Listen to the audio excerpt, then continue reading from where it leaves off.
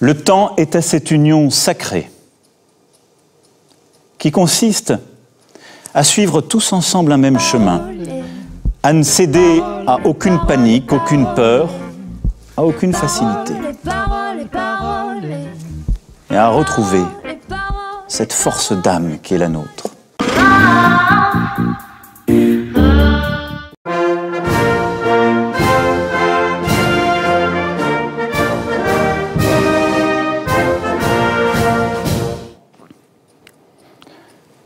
Françaises, Français, mes chers compatriotes, depuis quelques semaines, notre pays fait face à la propagation d'un virus, le Covid-19, qui a touché plusieurs milliers de nos compatriotes. J'ai bien entendu ce soir, avant toute chose, une pensée émue et chaleureuse pour les familles et les proches de nos victimes. Cette épidémie, qui affecte tous les continents et frappe tous les pays européens, est la plus grave crise sanitaire qu'ait connue la France depuis un siècle. Les personnels des hôpitaux, médecins, infirmiers, ambulanciers, les agents des SAMU de nos hôpitaux, les médecins de ville, l'ensemble des personnels du service public de la santé en France sont engagés avec dévouement et efficacité. Si nous avons pu retarder la propagation du virus et limiter les cas sévères, c'est grâce à eux. Parce que tous ont répondu présent, tous ont accepté de prendre du temps sur leur vie personnelle, familiale, pour notre santé. C'est pourquoi, en votre nom, je tiens avant toute chose à exprimer ce soir la reconnaissance de la nation à ces héros en blouse blanche, ces milliers de femmes et d'hommes admirables qui n'ont d'autre boussole que le soin, d'autres préoccupations que l'humain, notre bien-être, notre vie tout simplement. Je veux aussi ce soir saluer le sang-froid dont vous avez fait preuve. Face à la propagation du virus, vous avez pu ressentir pour vous-même, pour vos proches, de l'inquiétude, voire de l'angoisse, et c'est bien légitime. Tous, vous avez su faire face, en ne cédant ni à la colère, ni à la panique. Mieux, en adoptant les bons gestes, vous avez ralenti la diffusion du virus et ainsi permis à nos hôpitaux et nos soignants de mieux se préparer. C'est cela, une grande nation. Des femmes et des hommes capables de placer l'intérêt collectif au-dessus de tout, une communauté humaine qui tient par des valeurs, la solidarité, la fraternité. J'ai vu il y a quelques jours au SAMU de Paris une mobilisation magnifique, émouvante, exemplaire, où des étudiants, à quelques mois de leur concours, étaient là pour répondre aux appels, aider, et où des médecins à peine retraités étaient revenus pour prêter main forte. C'est cela que nous allons collectivement généraliser.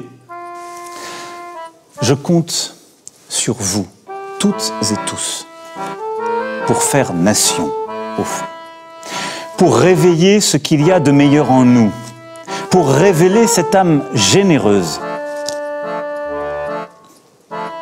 qui, par le passé, a permis à la France d'affronter les plus dures épreuves. Mes chers compatriotes, il nous faudra demain tirer les leçons du moment que nous traversons.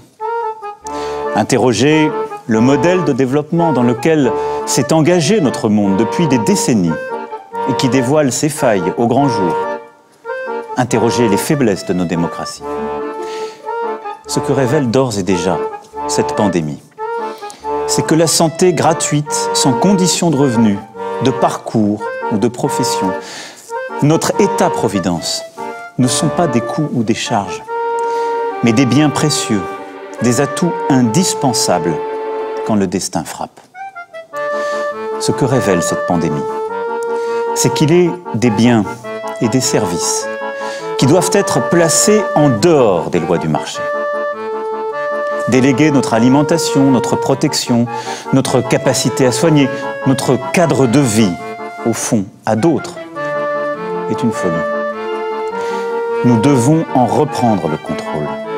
Construire plus encore que nous ne le faisons déjà, une France et une Europe souveraines, une France et une Europe qui tiennent fermement leur destin en main. Les prochaines semaines et les prochains mois nécessiteront des décisions de rupture en ce sens. Je les assumerai. Mais le temps aujourd'hui est à la protection de nos concitoyens et à la cohésion de la nation. Le temps est à cette union sacrée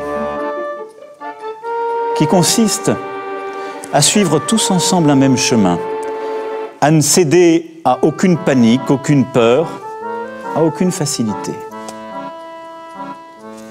mais à retrouver cette force d'âme qui est la nôtre et qui a permis à notre peuple de surmonter tant de crises à travers l'histoire.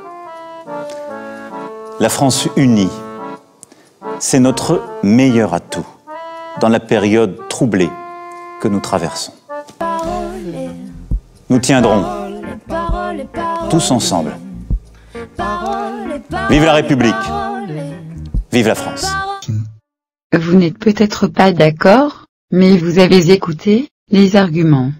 Dans les deux éventualités, j'espère que cette vidéo vous a plu.